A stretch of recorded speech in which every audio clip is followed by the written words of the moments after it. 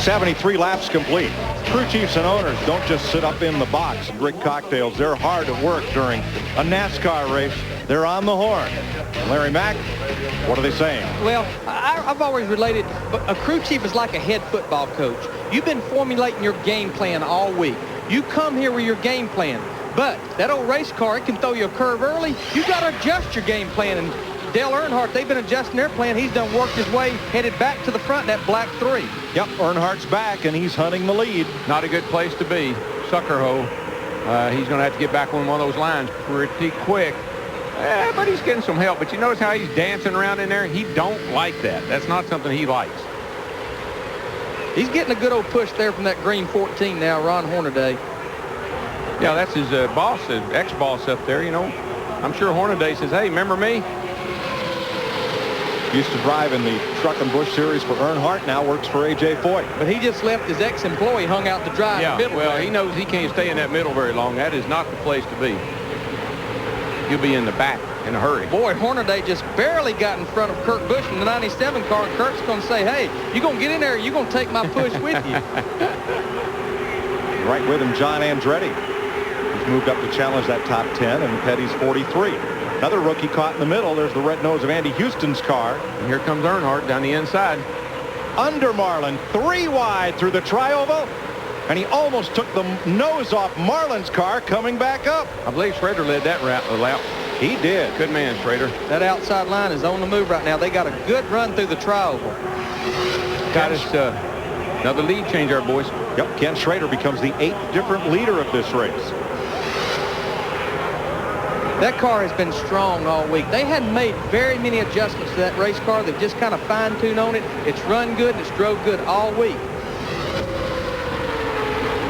Biggest movers of this race, Ron Hornaday, 33 spots ahead of where he started. John Andretti's picked up 23 spots. Mark Martin, Kurt Busch, Brett Bodine, who started last. Jeff Hammond. Mike Joy, I've been watching the win from down here at my vantage point, and I'm telling you, it's really starting to kick up. And also notice that overall lap speeds are off considerably from practice as well as from the 125s, and I believe this win's got something to do with it. That's a stiff breeze across turn 1. Yeah, and I believe those Dodges may have anticipated that because they seem to have a little bit better gear selection to me. They can really stretch out down that back straightaway. Sterling and the 22 car both. 4 top contenders are way out back. Bobby Labonte, his teammate Tony Stewart, as Mark Martin goes to the lead. Well, that's that old dog he said wouldn't hunt. He's been complaining about that car for 11 days. We talked about it earlier. He's done something that it takes to get the victory lane here at Daytona. You don't always have to be the fastest car, but you got to have the best handling car. And I know Mark knows more about cars than most of the guys out there. Here we go. That's another one. I'm keeping count right there. 16 lead changes now among 9 different drivers. It's funny how they ride along. Nobody wants to lead, and they just kind of, somebody stays there, and all of a sudden here they come and start racing. Darrell, that's the first green flag lap that a Ford has led today. Last year they dominated this race. Well, it's, you know, politically they've been complaining about their cars, and who knows. Still early. Ron Hornaday. Now this would be big if Hornaday could lead a lap. He is a rookie. It's A.J. Foyt's car. Sterling's back there. Earnhardt underneath him. Hornaday takes him downstairs. Thinks better of it. Good thinking. Schrader leads this lap. Wow. Sure, I'm glad they paid these aprons. You know, they got them big and wide. So good thing. Ward Burton down to the bottom. You see Hornaday, the green car, lost a bit of momentum there and his breath, and it cost him position. He had to back off the throttle, and with that restrictor plate on that carburetor, you have to back off. It takes a little while to get back up to speed. I don't know if Earnhardt wants to mess with that bulldog. Well, I don't think he does, but I think he also wants to kind of hide himself back in there for a few minutes, so maybe Earnhardt won't remember who it was, because Earnhardt will get you for doing stuff like that. Ron Hornaday drove for Earnhardt last season, and Earnhardt let him go when he decided to run 3 Winston Cup teams instead of 2 Cup teams and a Busch team. This is coming in the trial. There you see they're just a beating and a banging on each other, trying to break each other's momentum. It didn't take but one little lick, though, for Hornaday to get up out of the way. He didn't want any part of that. Would you? No, I've had my taste of that fender, and every time I ever felt that, the next thing I heard was... Oh, jeez. Lead change again. Here comes Mark Martin on Schrader. Kurt Busch is right there with him, Jeff.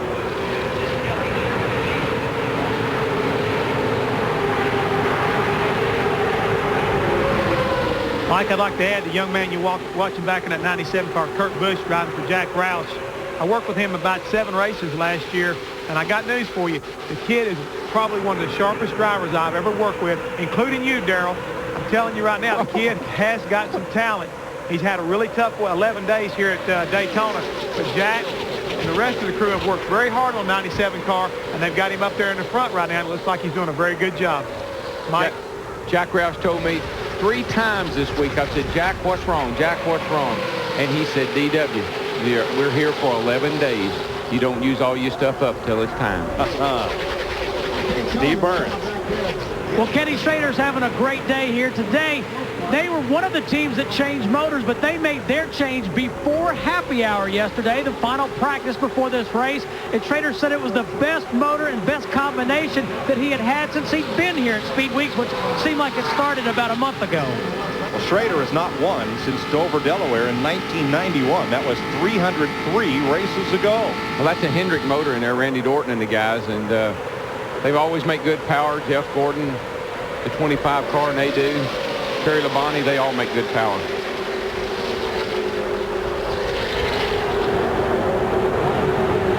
First 500 that Ken Schrader has led since 1996. 9 different leaders.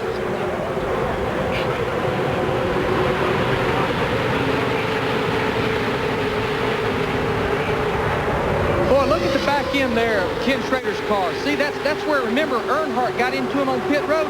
And, Darrell, what I've seen with these race cars, sometimes that rear bumper being a little higher, that thing will go through there because that rear bumper's not hanging down, catching that air. Bobby Allison he and Gary Nelson dropped their bumper off here in 1981 or 2 off of their Buick and picked up a ton of speed, dropped it off in the race. They had it rigged up to fall off. Now, Gary said that wasn't on purpose. That it got knocked off. Exactly. Ken Schrader leads the Daytona 500 after 82 laps here on Fox.